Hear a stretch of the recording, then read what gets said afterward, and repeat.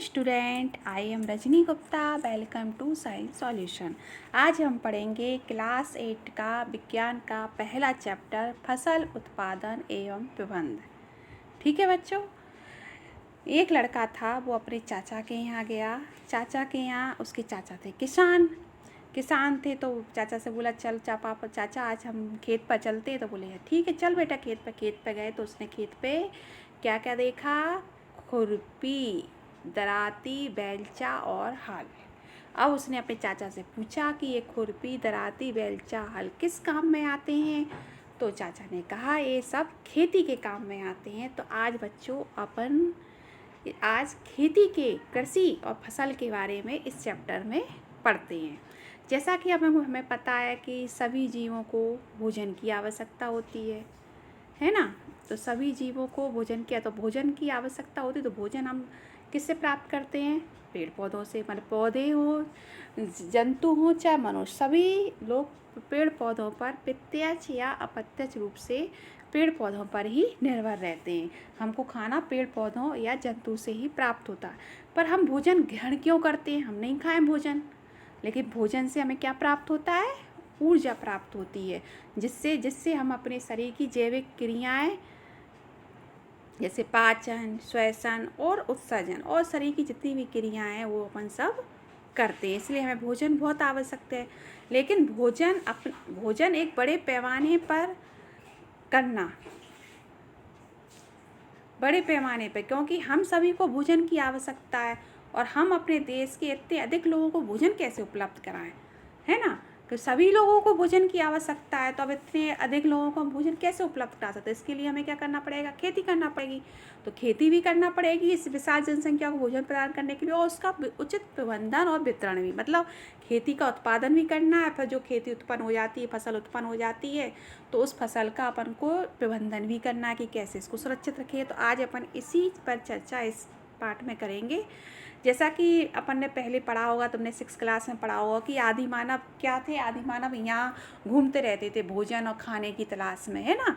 तो भोजन और क्या खाते थे? वो कच्चे फल खाते थे, है ना, सब्जियाँ खाते थे। फिर धीरे धीरे नदियों के किनारे उन्हें रहना शुरू कर दिया। फिर धीरे धीरे उन्हें खेती करना भी शुरू की। इस प्रकार अपनी कृषि का प्रारंभ हुआ। अब अपन चर्चा करते हैं फसल किसे कहते हैं। सबसे पहले अपन अपने टॉपिक पर आते हैं कि फसल किसे कहते हैं।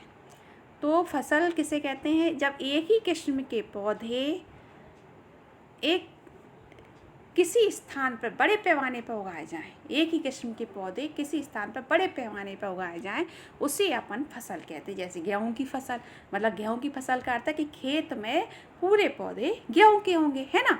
तो लेकिन खेती तो कई प्रकार की होगी। खेती कभी अन्न की भी होगी, सब्जियों की भी होगी और फल की भी होगी, है ना। अब फसल के आधार पर फसलें अपनी 2 प्रकार की होती हैं। कितने प्रकार की होती हैं बच्चों? 2 प्रकार की होती हैं। एक खरीफ की फसल, एक रबी की फसल। तो जो खरीफ की फसल होती है वर्षा ऋतु में उगाई जाती है। कब उगाई जाती है? वर्षा ऋतु में।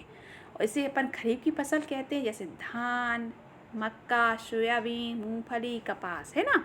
रबी की फसल में क्या होता है बच्चों? शीत ऋतु में उगाई जाती है। शीत ऋतु मतलब अक्टूबर का महीना, उसे अपन शीत ऋतु में फसल उगाई जाती है। और ये कब? गेहूँ, चना, मटर, सरसों, इसके अलावा कई स्थानों पर गर्मियों में दालें और सब्जियां भी उगाई जाती। अब इस फसल को तैयार करने के लिए हमें, इस फसल जब तैयार होगी तो इसके लिए हमें निम्न चरणों से होकर गुजरना पड़ेगा। कितना? निम्न चरणों से होकर गुजरना। और निम्न चरणों से गुजरने के लिए सबसे पहले अपन को क्या करना पड़ेगा? जब अपनी ये फसल तैयार होगी तो सबसे पहले अपन को पहला चरण है अपना क्या? मिट्टी तैयार करना, है ना। दूसरा है बुवाई, तीसरा है खाद और उर्वरक देना, चौथा है सिंचाई, पांचवा है खरपतवार से सुरक्षा। खरपतवार क्या होती है? मुख्य फसल, जैसे अपने गेहूं की फसल की और गेहूं की फसल के साथ अन्य फसल और लग जाए जो गेहूं की फसल की वृद्धि में रुकावट हो, उसे अपन खरपतवार कहते हैं। इस पर अपन आगे डिस्कस करेंगे। कटाई, और फिर कट गई सब फसल, फिर उसका भंडारण भी करना। ऐसे ये अपने 7 चरणों में फसल अपनी तैयार होती है। तो सबसे पहले अपन क्या पढ़ेंगे? मिट्टी को तैयार करना। और मिट्टी को तैयार करना आपने कभी कभी देखा होगा कि अपन जैसे जब जाते हैं कभी, तो सबसे पहले किसान लोग क्या करते हैं? मिट्टी को पलटते हैं, पोली करते हैं। क्या करते हैं? मिट्टी को पलटते हैं, थोड़ी पोली करते हैं। क्यों करते हैं? मिट्टी को पलटते पोली क्यों करते हैं? क्योंकि इससे पोली करने से क्या होता है, तो पोली मिट्टी कर देंगे तो क्या होगा, केंचुए आ जाएंगे, मिट्टी में रहने वाले जो केंचुए होंगे तो सूक्ष्म जीवों की वृद्धि कर देंगे, सूक्ष्म जीवों की वृद्धि कर देंगे, क्योंकि अपन को पता है कि केंचुए क्या होते हैं, किसानों के मित्र होते हैं, और सूक्ष्म जीव भी किसानों के मित्र होते हैं। ये क्या करते हैं, मिट्टी के ह्यूमस को, मिट्टी की उर्वरता, उपजाऊपन को बढ़ा देते। एक तो रीजन यही है और एक दूसरा रीजन क्या है, पोली मिट्टी करने से, पोली मिट्टी से क्या होता है कि पेड़ पौधों की जो वृद्धि होती है उसके लिए ऊपरी परत कुछ सेंटीमीटर तक सहायक होती है, जिससे उलटने पलटने करने से उसके पोषक जो पदार्थ होते हैं वो क्या होते हैं, बाहर आ जाते हैं। कैसे आते हैं, बाहर आ जाते हैं, बस ऊपर आ जाते हैं, और पौधे इन पोषक पदार्थों का उपयोग कर लेते हैं, जिससे फसल अपनी जल्दी से वृद्धि करती है।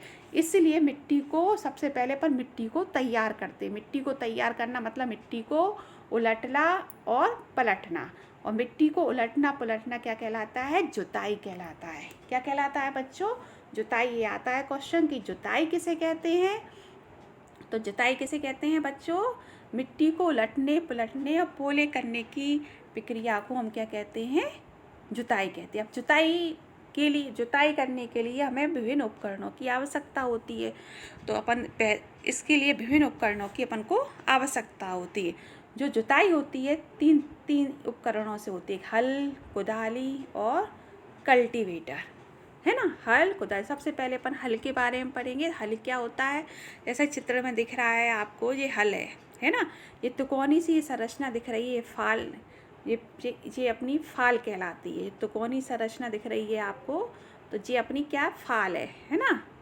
और ये लकड़ी का लंबा लंबा जो डंडा दिख रहा है, ये वाला, ये हल सेप्ट है ना। तो ये हल सेप्ट को अपन कहाँ लगाते थे, जहाँ ये बैल दिख रहा है ना, बैल बंधे है, जोत जिसको कहते हैं, यहाँ लगा देते ये वाला सिरा, है ना। और जो फॉल है, ये फाल जिसको कहते हैं अपन, फाल, है ना, ये फाल, जिससे अपन ये फाल, इसे अपन मिट्टी में लगाए, जिससे मिट्टी ऊपर नीचे होती है, इसे अपन हल कहते हैं। दूसरा जो उपकरण है वो कुदाली है। क्या है, कुदाली। ये दिख रहा होगा कुदाली। इसका जो एक सिरा है, ये वाला सिरा, ये दिख रहा होगा, ये बिल्कुल तिकोना लोहे का मुड़ी हुई प्लेट है, ब्लेड की तरह कार्य करती है, जिससे मिट्टी को खोदा जाता है ना। और ये दूसरा जो सिरा दिख रहा है, जोत लिखा है, ये जहाँ पशु बनते हैं वहाँ उसको लगा दिया जाता है, और ये पकड़ है, इसको पकड़ते हैं, तो इसको पकड़ने से मिट्टी खुदती जाती है, तो ये मिट्टी अपनी उलटती पलटती जाती। तीसरा जो उपकरण है कल्टीवेटर, ये आजकल बहुत प्रचलन में है। कल्टीवेटर आजकल लोग सबसे ज़्यादा इसी का प्रयोग करते हैं। ट्रैक्टरों के द्वारा संचालित होता है। इसमें समय और श्रम, मेहनत और समय दोनों की बचत होती है। तो आजकल इस कल्टीवेटर का बहुत ज़्यादा प्रयोग होता है। अब आते हैं अपना अगला टॉपिक है, अपनी मिट्टी तैयार हो गई, अब उसके बाद अपन क्या करेंगे, बुवाई। क्या करेंगे, बुवाई। अब बुवाई के लिए सबसे पहले क्या, बुवाई किस चीज़ की होगी, बीजों की होगी। तो अपन को सबसे पहले अच्छे बीजों का चयन करना पड़ेगा, है ना। अच्छी गुणवत्ता वाले बीजों का चयन, वो अपन कैसे करेंगे, उसके लिए अपन क्या करेंगे, बीजों को पानी में डालेंगे। पानी में डालेंगे तो क्या होगा, जो खराब बीज होंगे, है ना, जो खोखले होंगे, वो क्या होंगे, तैरने लगेंगे। ये वाला भी प्रश्न बहुत आता है कि अपन अच्छे बीजों की पहचान कैसे करेंगे। तो अपन जब ऐसे पानी में डालेंगे तो जो खोखले जो बीज होंगे वो तैरने लगेंगे, क्षतिग्रस्त बीज। तो अपन अच्छे स्वस्थ बीजों की पहचान अपन आसानी से कर सकते।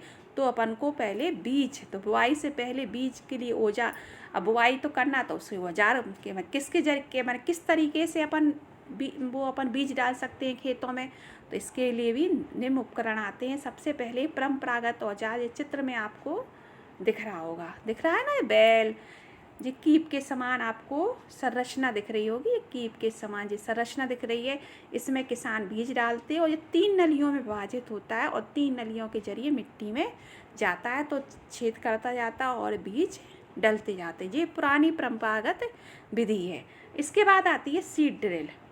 ये सीड ड्रिल आपको चित्र में दिख रहा होगा, इस सीड ड्रिल, इस तरीके से आजकल बीज बोए जाते हैं। इसमें क्या होता है, इसे भी ट्रैक्टर के द्वारा ये संचालित होता है, और इसमें क्या होता है बच्चों, बीज बिल्कुल समान दूरी और गहराई पर बनते हैं, एकदम समान दूरी रहती है बीजों में और एक सी गहराई रहती है, तो इसमें बीज मतलब एक से जाते हैं। क्योंकि अगर घनी फसल होगी तो घनी फसल में क्या होगा कि सभी फसल को उचित वो नहीं मिल पाएगा। क्या नहीं मिल पाएगा? प्रकाश नहीं मिल पाएगा। इसके लिए हमें बीजों के बीच गैप करना और एक गैप स्थान का बहुत ज़रूरी है ध्यान करना कि एक सी मतलब उनमें दूरी हो। अगर घने अधिक रहेंगे तो सूर्य का प्रकाश और पोषक एवं जल उन्हें प्राप्त नहीं हो पाएंगे। इसलिए अपन को फसल को अगर अच्छा रखना है तो उसके घनेपन को रोकने के लिए या तो पौधों को अगर घनेपन अगर पहले अपन ने बीज बो दिए, ध्यान नहीं दिया, लेकिन फसल जब होती तो देखेंगे अगर अपनी फसल घनी है तो अपन कुछ बीच में से पौधे अपन निकाल देंगे। तो इससे पहला अपना मिट्टी तैयार हुई, दूसरा अपन ने बुवाई कर दी। अब तीसरा पॉइंट आता है बच्चों, खाद और उर्वरक का मिलाना। ये भी बहुत ज़रूरी है। अपन ने अपनी मिट्टी तैयार हो गई, बीज डल गए, अब अपन उस मिट्टी में क्या डालेंगे? खाद डालेंगे और उर्वरक डालेंगे। तो अपन ये समझेंगे खाद क्या होती है ना। पहले अपन खाद समझेंगे। तो खाद एक जैविक पदार्थ है। खाद अपना क्या है? जैविक पदार्थ है जो कि किससे बनता है? पादप और जंतु के अपशिष्ट से बनता है। जो पादप सड़े गले हो जाते हैं और जंतु का जो सड़ा गला अपशिष्ट पदार्थ होता है या जंतु सड़े जो अपशिष्ट पदार्थ होते हैं और पादप, तो उसको अपन एक गड्ढे में डालते जाते हैं और खुले में छोड़ देते हैं। तो खुले में कुछ जो उसका अपघटन होता है वो सड़ने लगता है, फिर विघटन होने लगता है। वो अपघटन किसके द्वारा होता है? सूक्ष्म जीवों के द्वारा होने लगता है और उस कुछ समय बाद वो एक खाद के रूप में प्रयोग हो जाता है। और अपन ने 6th क्लास में पढ़ा था वर्मी कंपोस्टिंग, जो केंचुए के द्वारा जो खाद तैयार की जाती है उसे अपन वर्मी कंपोस्टिंग कहते हैं। ये भी बहुत आता है, वर्मी कंपोस्टिंग किसे कहते हैं? जो खाद केंचुए के द्वारा तैयार की जाती है उसे अपन वर्मी कंपोस्टिंग कहते हैं। अपन ने 6th क्लास में पढ़ा था, इसलिए एक बार और इसको रिपीट कर देते हैं, वर्मी कंपोस्टिंग क्या। अब आते हैं अपन उर्वरक। उर्वरक क्या होता है? उर्वरक एक रासायनिक पदार्थ होता है, ये फैक्ट्रियों में तैयार किया जाता है। अपन ने खाद कहाँ करी? खाद खेतों में तैयार की जाती है और उर्वरक फैक्ट्रियों में तैयार किया जाता है। इसमें क्या रहता है? Urea, sulphate, super phosphate, potash, NPK, मतलब NPK का अर्थ है नाइट्रोजन, फास्फोरस और पोटेशियम। उर्वरक का अगर अपन ज़रूरत से ज़्यादा प्रयोग करते हैं तो बच्चों क्या होता है? मिट्टी की उपजाऊपन कम हो जाती है। लेकिन अगर अपन खाद का प्रयोग करेंगे तो मिट्टी की उपजाऊपन बढ़ती है। दोनों का अंतर से खाद का प्रयोग आजकल किसान ज़्यादा करते हैं कि खाद के फायदे बहुत हैं। और एक दूसरी बात, जब अपन फसल उगाते हैं तो एक फसल बोने के बाद कुछ समय के लिए खेत को छोड़ देना चाहिए। अगर अपन खेत को छोड़ेंगे नहीं, मान लो एक फसल कटी, फिर हाल काट दी अपन ने, फिर हाली दूसरी फसल उगा दी, तो उससे क्या होगा? पोषक मिट्टी में सभी पोषकों की प्रतिपूर्ति मतलब कमी हो जाएगी। तो अपन को उसके लिए क्या करना पड़ेगा? फसल चक्रण करना पड़ेगा। मतलब फसल चक्रण का मतलब ये कि अपन फसल लगा दें और फिर या तो दो तरीके, या तो दो फसलों के बीच में खेत को कुछ समय के लिए छोड़ दें। पहले फसल लगाई, फिर 1-2 महीने के लिए खेत को अपन ने छोड़ दिया, फिर दूसरी फसल लगाई। जिससे क्या होगा? पोषक तत्वों की कमी नहीं होगी।